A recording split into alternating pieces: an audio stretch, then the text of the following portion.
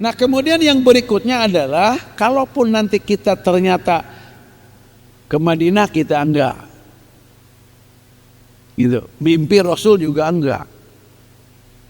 Ketika meninggal juga kita tidak. Nah, apa kata Rasul? Cari aku nanti. Utlubuni, cari aku. Ketika nanti dihisab, kita dihisab oleh Allah, cari aku katanya. Ketika nanti kalian semuanya disirot, cari aku. Cari aku kata Rasul. Nah orang-orang yang nanti banyak membaca sholawat kepada Rasul, ia akan punya alat untuk bisa bertemu dengan Rasul.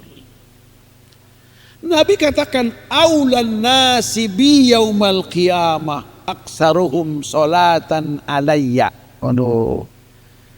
Manusia yang paling utama, yang paling selamat, yang paling sempurna pada hari kiamat nanti adalah orang yang paling banyak bersolawatnya kepadaku.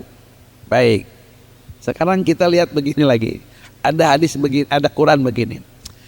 Innallaha wa malaikatahu yusholluna 'alan nabi. Sesungguhnya Allah dan malaikat-malaikat Allah itu bersolawat kepada Nabi. Sesungguhnya Allah dan para malaikat itu bersolawat kepada Nabi kita ini. Kapan solawatnya Allah? Ya azali. Tidak tahu kapannya. Sampai kapan? Ya abadi. Azali dan abadi. Karena memang yusholluna ala nabi itu senantiasa terus. Nah sehingga dengan begini ulama menyatakan bahwa Nabi Adam sampai kepada Nabi akhir zaman itu sholawatnya adalah sholawat kepada Rasulullah Sallallahu Alaihi Wasallam. Di dalam kitab Mustadrak Imam Hakim menyatakan itu ada tentang tawasulnya, sholawatnya Nabi Adam kepada Rasulullah SAW. Malam di dalam Fadlus Sholawat itu katanya mas kawinnya Nabi Adam saja 10 kali sholawat kepada Rasul. Di dalam Fadlus Sholawat umat Nabi Musa saja yang banyak dosa, banyak kesalahannya, karena bersolawat kepada Rasul Sallallahu Alaihi Wasallam diampuni dia. Itu umat siapa namanya? Umat Nabi Musa. Jadi umat-umat terdahulu pun itu ada solawatnya kepada Rasulullah Sallallahu Alaihi Wasallam. Gimana kita sebagai umatnya itu? Oke? Jadi hadirin rahimakumullah, apa makna solatnya Allah kepada Nabi kita? Apa solatnya Allah kepada kita? Karena Allah mengatakan begini, man sholla alaika solatan wahidatan sallallahu alaihi asyra. Ini udah nggak tanggung-tanggung. Allah yang menyatakannya dalam hadis kursi. Siapapun orang yang bersolawat kepadamu 1 kali, Allah akan bersolawat kepadanya 10 kali. Apa kemudian maknanya solawat Allah kepada kita? 2 paling tidak oleh ulama disebutkan. 1 adalah rahmat Allah. Kita bersolawat kepada Rasul 1 kali, Allah akan merahmati kita 10 kali. Bukankah kalau begitu umat ini adalah umat marhumah? Gitu. Bukankah umat ini adalah umat yang dirahmati?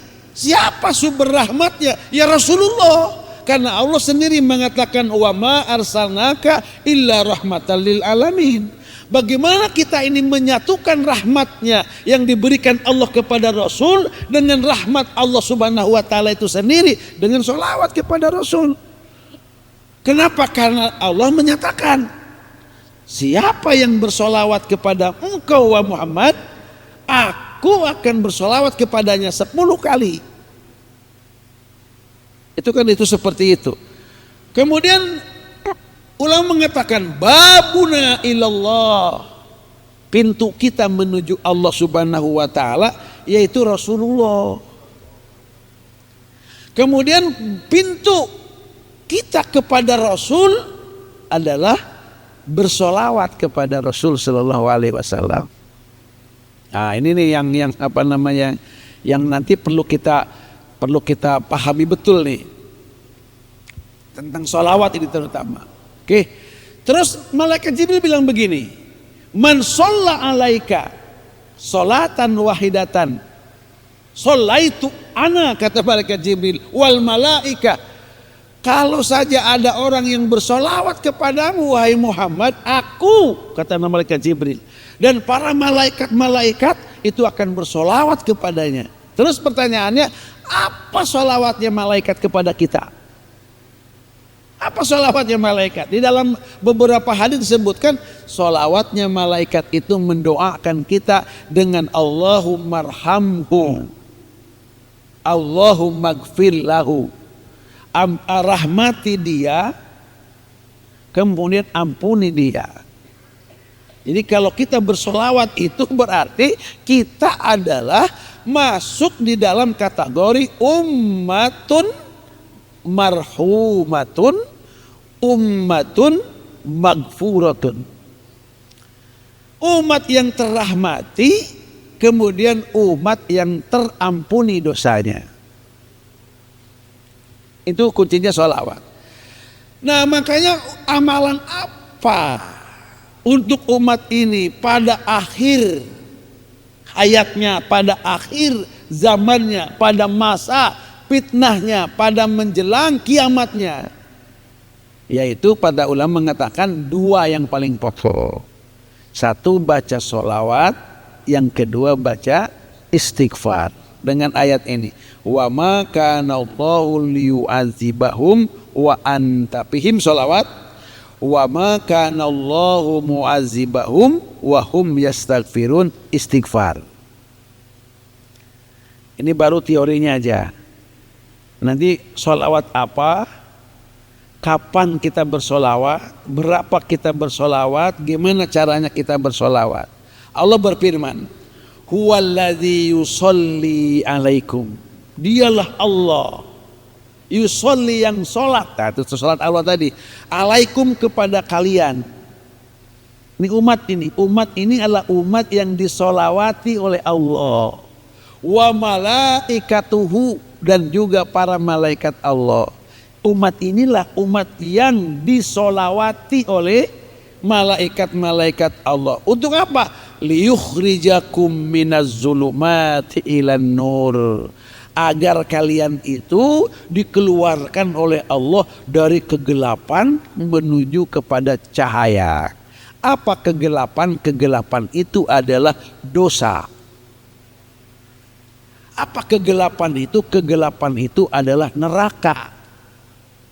Karena api di kita ini menerangi, tapi api di akhirat itu adalah menggelapi. Karena apinya gelap gitu. Hitam, gelap. Kemudian nur itu adalah cahaya. Nur itu agama. Nur itu Rasul. Nur itu surga. Jadi ketika kita bicara sholawat itu, Allah yang bersolawat kepada kalian, malaikat pun bersolawat kepada kalian, tujuannya untuk mengeluarkan kalian daripada kegelapan menuju kepada terang benderang. Artinya jelas, kalau Ubay bin Ka'ab menyatakan kepada Rasul itu, kapan dan bagaimana saya bersolawat? Kata Rasul, masyita, terserah kalian. Terserah kalian. Terserah kamu. Mau segini? Iya, kalau kamu segitu nggak apa-apa. Lebih banyak lagi nggak apa-apa, lebih bagus lagi. Gimana kalau sekian? Kata Nabi, masyita, terserah. Tapi kalau kalian akhirnya banyak membaca sholawat, tufhammu wa yukfar laka dzanbuk, akan dicukupi seluruh kebutuhan kalian dan juga akan diampuni dosa-dosa kalian. Nah, tinggal nanti kita akan membagi sholawat yang kita bacakan adalah, satu, ada pure betul sholawat. Ada sholawat yang memang dijadikan sebagai wasilah untuk kita terpenuhi kebutuhan keperluan kita, juga terampuni dosa-dosa kita. Itu sholawat. Kalau misalkan Allahumma sholli ala sayyidina Muhammad sholatan tunjina biha min jamilah, itu bukan sholawat berarti. Ya, itu doa yang melalui sholawat, bukan pure sholawat, bukan. Nah kalau sholawat yang ini seperti sholawat Ibrahimiyah tuh, sholawat malaikat Jibril sallallahu ala sayyidina Muhammad sallallahu ala sayyidina Muhammad, itu kita betul-betul sholawat. Kita nggak minta apa-apa dengan apa namanya, dengan sholawat itu. Tapi kalau misalkan Allahumma sholli ala sayyidina Muhammadin asghilil zalimin bizalimin misalkan, nah, itu kita menjadikan sholawat sebagai permintaan. Itu sholawat, itu sholawat juga, cuman bukan asli kita bersolawat. Ya, ada harapan dengan sholawat. Boleh begitu ya, boleh.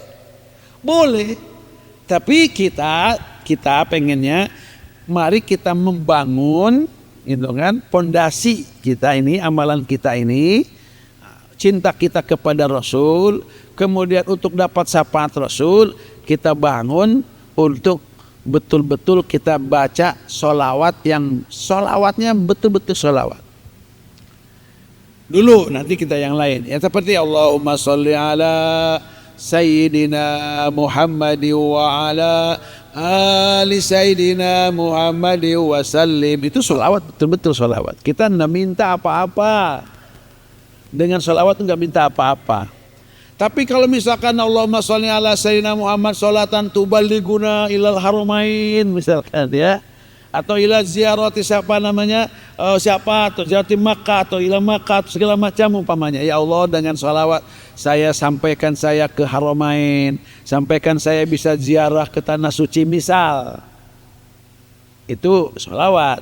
Tapi kita menjadikan sholawat sebagai alat untuk kita meminta kepada Allah Subhanahu wa ta'ala.